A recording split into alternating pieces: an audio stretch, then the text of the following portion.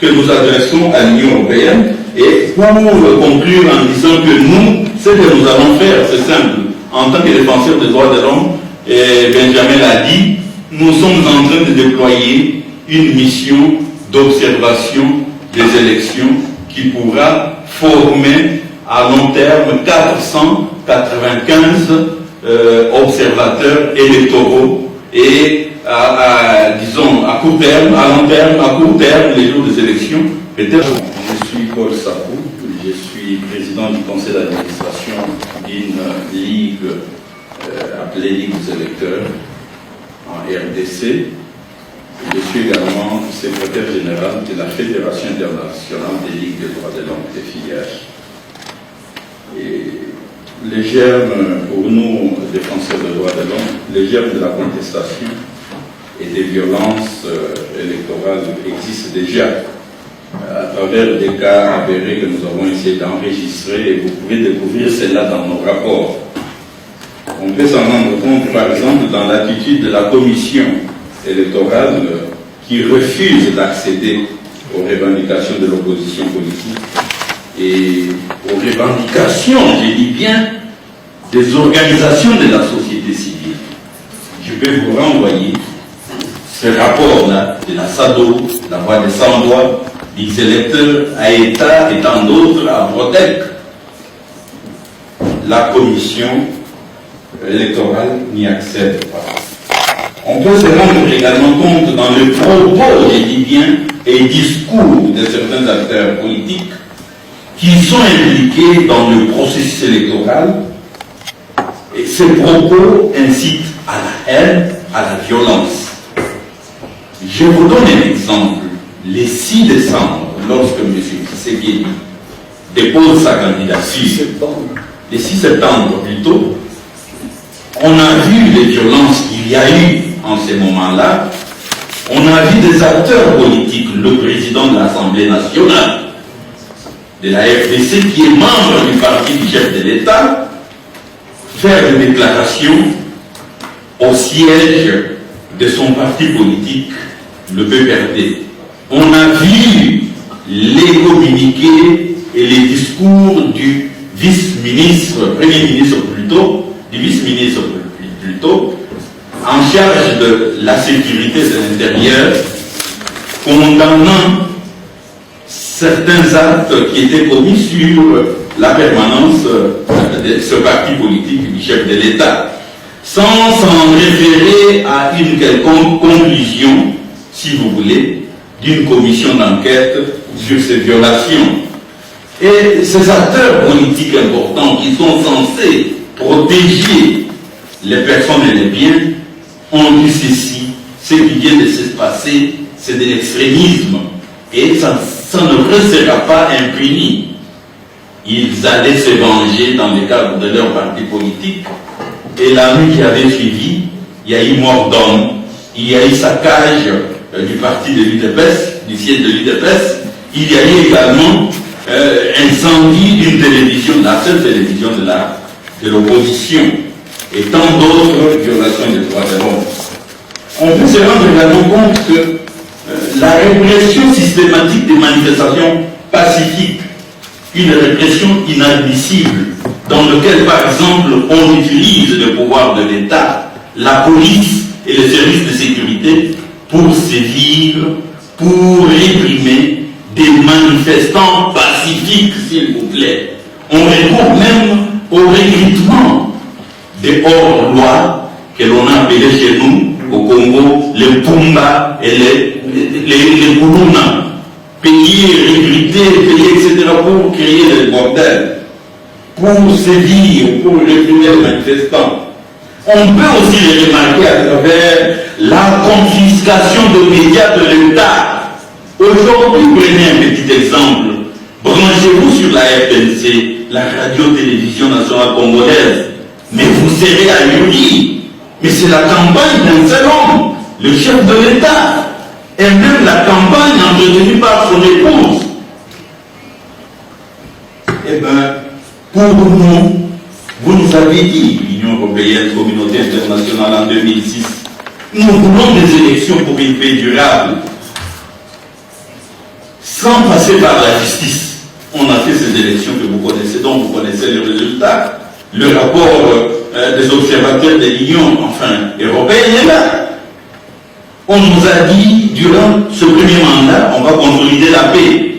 Il y aura, si vous voulez, la justice.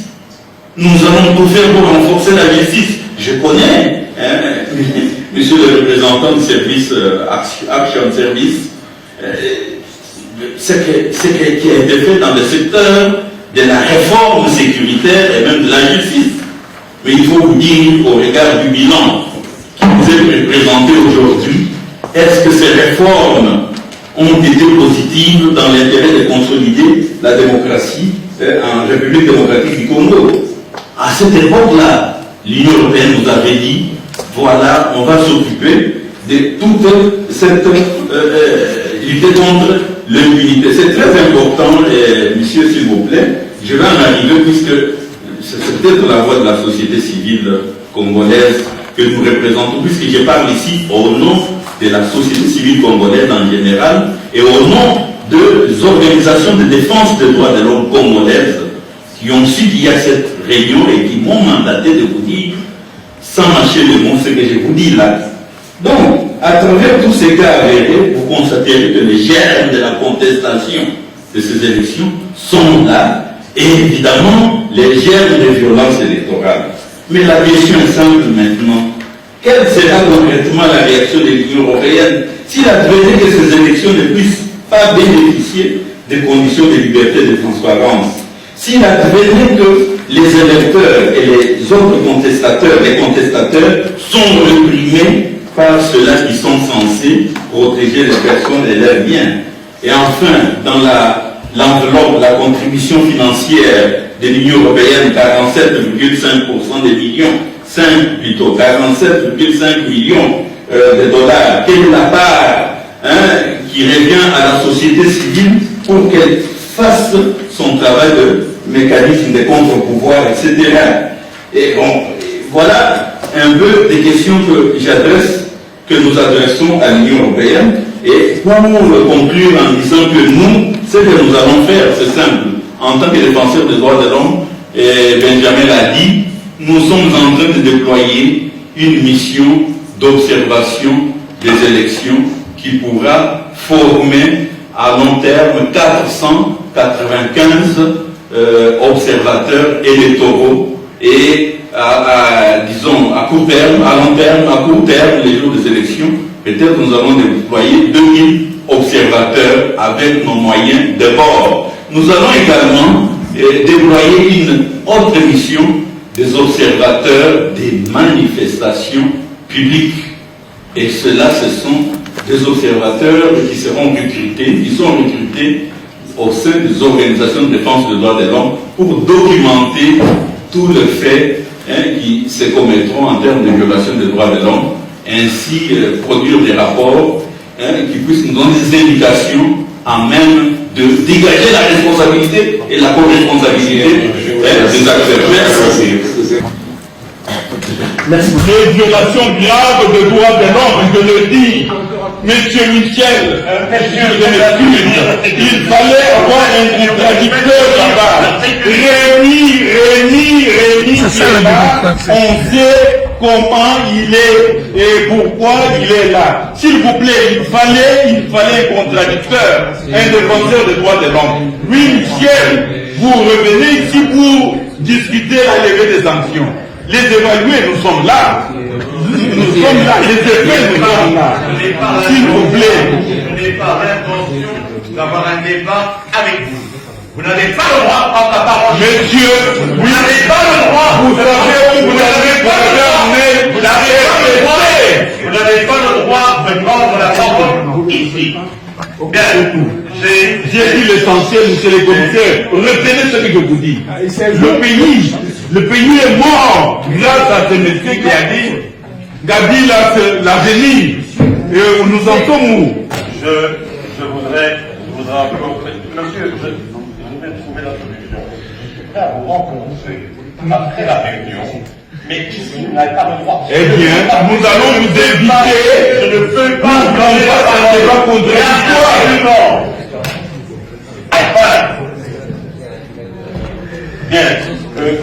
remarque. Les violations graves des droits de l'homme, je le dis.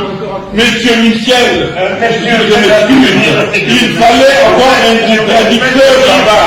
Rémi est là, on sait comment il est et pourquoi il est là. S'il vous plaît, il fallait un contradicteur, un défenseur des droits de l'homme. Oui, Michel, vous revenez ici pour discuter la levée des sanctions.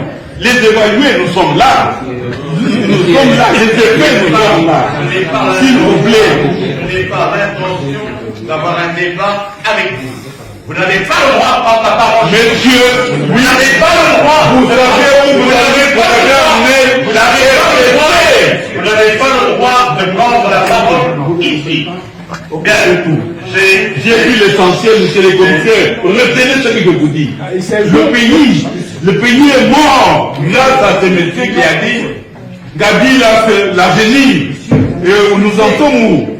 je voudrais encore, monsieur, je vais trouver la solution. Je suis prêt à vous rencontrer après la réunion, mais ici, vous n'avez pas le droit. Eh bien, nous allons vous inviter. Je ne peux pas Nous allons un débat contradictoire. Bien, première remarque. D'abord, les autorités, non. Très bien. Monsieur Paul Sapou, bonjour. Bonjour, Cheikh Fita. Vous revenez d'une réunion au Parlement européen. Est-ce que nous pouvons savoir de quoi il était question dans cette réunion? Oui, de cette réunion modérée par le parlementaire européen Louis Michel et ACP Union européenne. Et bon, ça a été un crash puisque M. Louis Michel, qui était co-modérateur, avait invité M. Rémi, je dis bien Rémi Ngoyi Lumbu, qui est commissaire, disons, au niveau de la Commission africaine des droits de l'homme. Ce monsieur a été invité pour parler de la situation de la RDC en période électorale. Et vous comprenez vous-même, c'était juste pour conditionner, tel que M. Louis Michel l'a toujours fait, conditionner les autres parlementaires, et il a touché à beaucoup de points, notamment le point qui concerne la levée des sanctions ciblées de l'Union européenne. Et ça m'a fait froid en tant que défenseur des droits de l'homme, puisque pour lui, ces sanctions-là sont sans effet, il faut absolument lever ces sanctions-là, ces mesures-là, etc. Malgré, s'il vous plaît, le fait que les violations des droits de l'homme continuent à se commettre en RDC en quantité inadmissible. Et il a dit que, par exemple, que voilà, ces sanctions-là, sur la liste des sanctions, il y a des gens qui ne méritent pas d'être sanctionnés. Mais bien avant, il a fait un tableau peint avec beaucoup de belles couleurs en direction de M. Ramazan Ishadari, et que c'est l'homme qu'il faut ceci, cela. Et en quelque sorte, il voulait plaider pour qu'on lève les sanctions, et très particulièrement les sanctions qui pèsent sur les gens comme Emmanuel Ramazan Ishadari, le dauphin de Joseph Kabila. Et ça nous a heurté, puisque moi j'ai parlé au nom des victimes congolaises qui se comptent par millions, au nom de Michael Sharp et sa famille, et y compris la Suédoise Zaidan Catalan, les deux experts qui ont été tués alors que M. Shadari était ministre de l'Intérieur. Et aujourd'hui, je vous informe qu'au procès de Kananga, il a été cité parmi les gens qu'ils avaient envoyés en mission des agents de sécurité et qu'ils veulent arrêter pour essayer de montrer à la face du monde que ce sont des mineurs, des poissons, des petits poissons. On va peut-être les condamner par Mukuntu à ces procès-là. Aujourd'hui, Shadari est cité, c'est lui qui a tout orchestré, et nous avons des preuves de sa responsabilité avec M. Kabila dans les doubles assassinats de Zaidan Catalan et Michael Sharp.